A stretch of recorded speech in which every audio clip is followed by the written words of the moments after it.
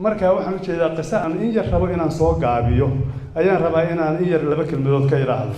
qisadaasi waxa weeyaan anoo jooga meel la yiraahdo Nidaamuddin waa xarunta tabliiqa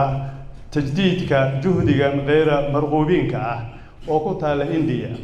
ayaan casar assalaamu calaykum markaan sidaa aan u tukanay baan waxaan arkay nin blue eyed ah oo European ah oo dhinacayga ku tukanaya markaasaan ku iri markaan salaadii adkaarti dhamaysanay baan ku iri kullay European baad u egtahay diinta kuma adalanina ma ii sheegi kartaa sida diinta ku soo gashay markaasuu yiri waqti ma haysataa markaasuu aan ku iri ha waa haystaa qisada ma sheegi karaa barakallahu fiikum marka waxaan wuxuu yiri anigu waxaan ahay German kan ku nin German ahay waxaan ahay buu yiri mechanical engineer Philippines baan u guuray buu yiri waxaan guursaday qof dumar ah oo ah buduu diinta buduuga haysata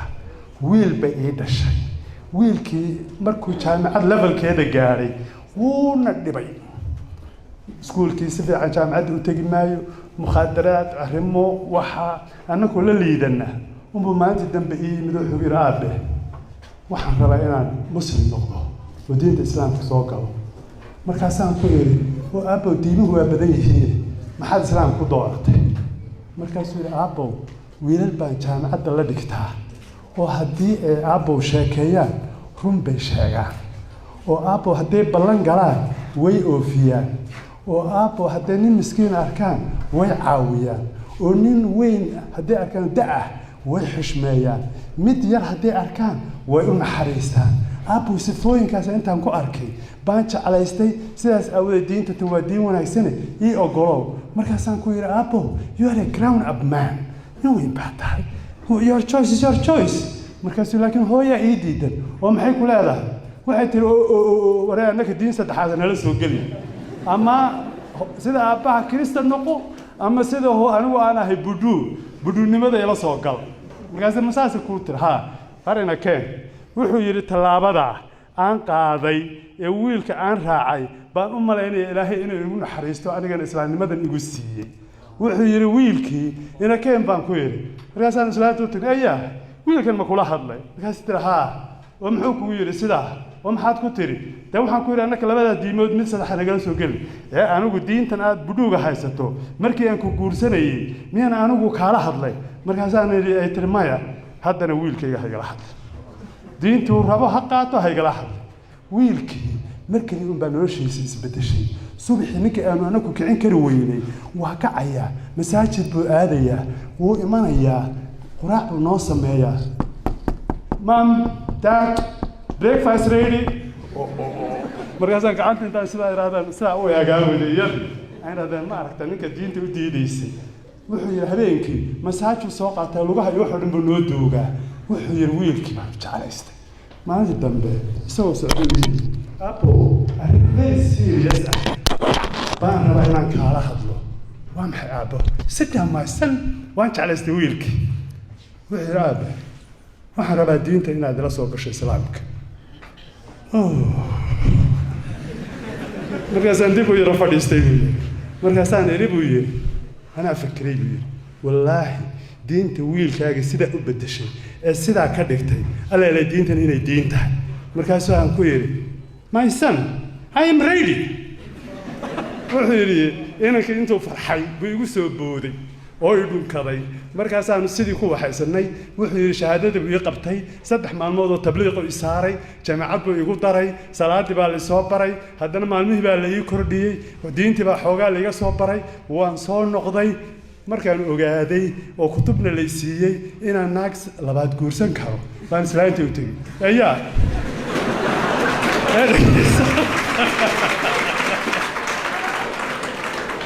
gabdho dawdiinta ogole ayaa dhagayso anigu diin cusub baan galay kowdhe diinta aan galay waxay ogoshay 4 inaan guursado marka waan kula guursanayaa ogow markaas tiriyaa hayaa diintaada sida qabto gabadh baan guursaday muslimada wuxuu yiri xaqeeda baan siinaa waa u tagnaa hadiyad baan u geeyaa gabadhi baan waxeeyay dabeed wuxuu yiri shaqaalaha yagii iyo meeshii noloshaydii oo dhan baa isbedeshay tacliintaan ku qabanaa meesha warshad baan leenahay tacliintaan ku qabanaa shaqaalaha oo dhan waa nala baxaan waa isbedbedelaa mar 103 bari baxda marba 40 bari baa la baxda barwaaqo waan la jaxnay waa liibaanay maalintii dambe islaantii ordaysa ayaa noo timid gab ayaa maxaa wax orodka anna halay muslimiyo waa looga jeedaa war hooy niman jaamacadda ku jira baa reerkii oo dhan sabab u noqday idinkuna sida aad yeeshaan ma aha waa habkiina dhaqanka aad ku dhaqantaan baa dadka ama diinta jeclaysiinaya ama ka fogeynaya waxaan idinku soo gabagabeynaya ninka isaga ahaa wuxuu yiri muslimiin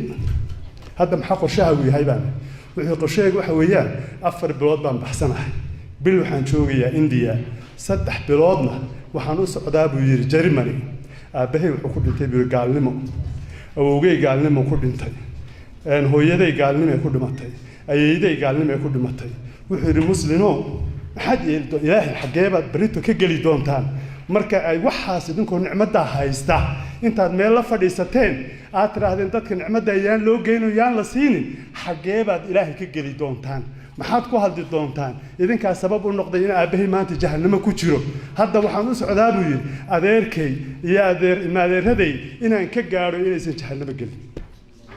ka walaalay waxaan uga jeedaa idinka mas'uuliyadaas idin saaran tahay dadka aad la dhigataan waa population idinka badan weeyaan population kan inaad ku dadaashaan inama al-a'maalu bin-niyaat xitaa niyada